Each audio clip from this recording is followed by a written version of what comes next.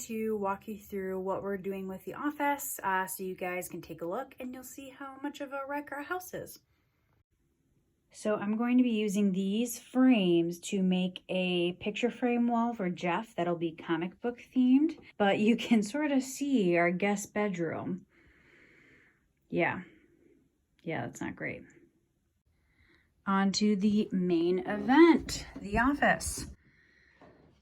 Look how ugly that sponge painting is. We spent a couple hours yesterday sanding the entire room, but you can still see it's pretty textured, unfortunately. We're not really sure what to do about that.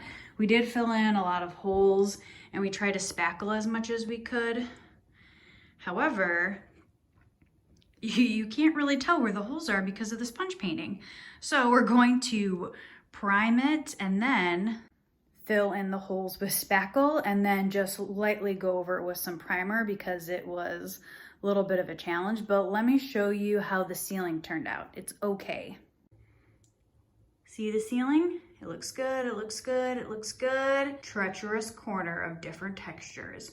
We had to peel away the original ceiling because it was falling in. And then we had to go through and I had to spackle that by hand and then paint over it. You can just see it's like a little bit different of a texture. It's not too bad. I'm actually planning on putting something there to cover up a little bit of it. So stay tuned for that.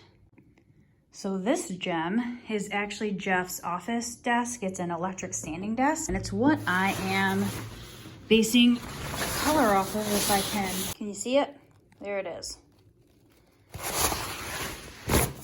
So that's the coordinating color.